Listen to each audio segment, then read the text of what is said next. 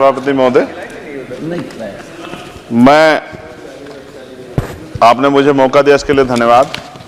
मैं अपने व्यक्तिगत जीवन में मेरे आज भी याद है, मेरी माँ ने एक बार मुझसे कहा कि मेरे मामा बहुत गौरवशाली हैं कि उनकी बिटिया ने उनको प्लेन का सफर करा दिया। क्योंकि हम गांव से आते हैं, किसान परिवार से हैं, तो हर चीज की हमारे लिए अहमियत है। मैंने भी ये तय किया था कि मैं अपनी सैलरी से अपनी माँ को एक बार हवाई जहाज का सफर जरूर कराऊंगा। अब हालात ऐसी हैं, आप बेहतर जानते हैं, हमने देश भी जानता है, सब लोग जानते हैं कि गरीब आदमी हवाई जहाज में सफर नहीं कर सकता। प्रधानमंत्री जी तो कहा था बहुत दिन पहले कि चप्पल वाला जो है हवाई जहाज में सफर करेगा, लेकिन आज हालात ऐसे, किराया भाड़ा इतना बढ़ गया है, नीतियां हैं उसकी वजह से, कि गरीब आदमी सफर नहीं कर सकता है। गरीब आदमी तो ट्रेन में एसी के डब्बे में सफर नहीं कर सकता, इस तरह के हालात। तो मेरी मंत्री जी से मांग है कि कोई व्यवस्था ऐसी की जाए कि जो करोड़ों महिलाएं देश की हैं, करोड़ों परिवार ऐसे जिन्होंने सपना ही देखा हवाई जहाज को जाते, उनको भी एक बार मौका मिले कि हवाई जहाज का सफर करने। तो अगर किराया सस्ता होगा तो शायद वो प्रयास कर सकते हैं, उनके बच्चे प्रयास कर सकते हैं।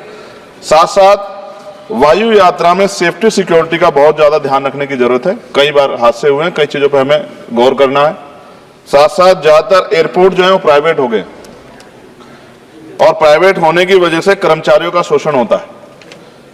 कर्मचारियों की, क्योंकि हमारे यहाँ बेरोजगारी बहुत है, तो कर्मचारियों को वहां काम करने में जो सैलरी मिलती है उसमें एक बार का टिकट भी नहीं आता कई जगह पे। तो मेरी आपसे ये आग्रह है कि जिन लोगों जो प्राइवेट हो गए वहां भी सैलरी कम से कम न्यूनतम वेतन इतना होना चाहिए 20,000 रुपए, कि वो अपने परिवार का भी और सफर भी वो कभी कर ले, ऐसा मौका भी उन्हें मिलना चाहिए।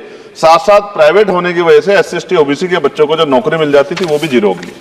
तो मेरी आपसे आग्रह है कि अगर प्राइवेट भी हो गया तो उनसे भी कहा जाए कि कमजोर वर्गों के लोग बच्चों को मौका दिया जाए।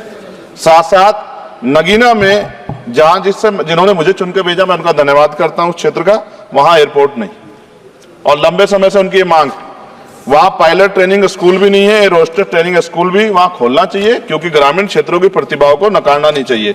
साथ साथ मेरा जिला जो है सहारनपुर, वहां एयरपोर्ट पुराना है, वो डिफेंस का है, सरसावा में, लेकिन वहां से पैसेंजर जो है यात्रा के लिए कोई सुविधा नहीं। और साथ साथ एक जगह है छुटमलपुर, क्रांतिकारी जगह है, जहां हम पैदा हुए, क्रांतिकारी जगह है ही वो सर। तो वहां पे भी हवाई पट्टी की जो है स्थापना जो है सरकार को करानी चाहिए। हमारे लोगों को, छुटमलपुर के लोगों को बहुत अच्छा लगेगा और फायदा भी होगा, बहुत सारा जो है आसान हो जाएगा जनता के लिए।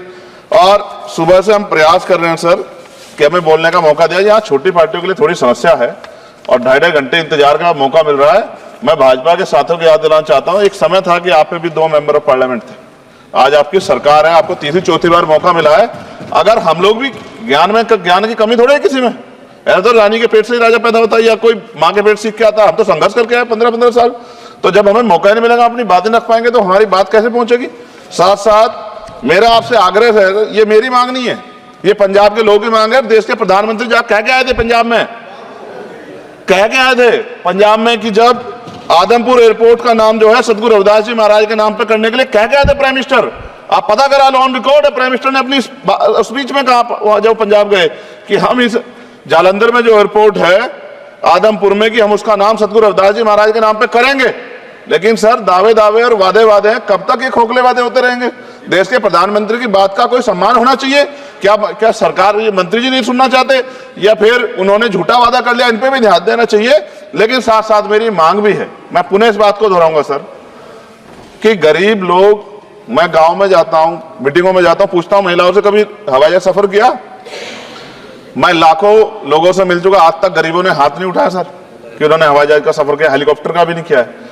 क्योंकि सर इस देश में आर्थिक गैर बराबरी बहुत बड़े पैमाने पे है।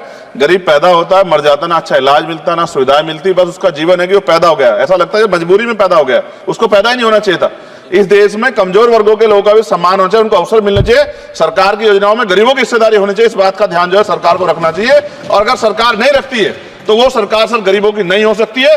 नौजवान जो है मंत्री सरकार ने दिए हैं, और मुझे उम्मीद है कि एक नौजवान दूसरे नौजवान के दर्द को और गरीबों के दर्द को और ग्रामीण क्षेत्रों के दर्द को समझेगा। और मुझे भरोसा है आपके ऊपर, आपकी शैली के ऊपर, क्योंकि पिछली बार भी विषय उठा था। हम जाते हैं सब लोग कि आप इस बात को इस बार सफल करने में कामयाब हो जाएंगे।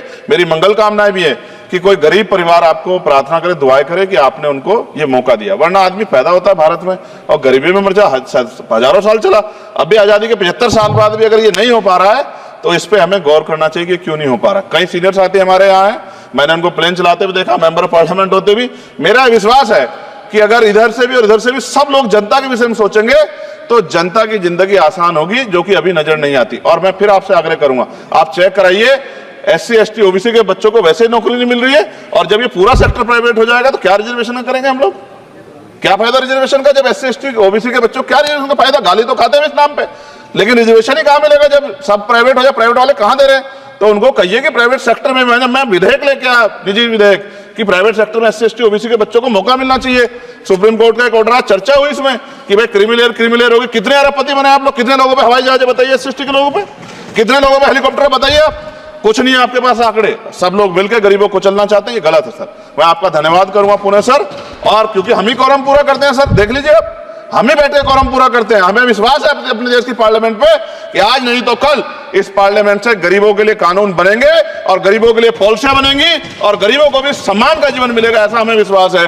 मैं आपका धन्यवाद करता हूं और मुझे उम्मीद है नौजवान हमारे मंत्री से कि वो गरीबों की बात को सुनेंगे और हम लोगों की पीड़ा को समझेंगे और हमारे क्षेत्रों में काम कराने का। धन्यवाद।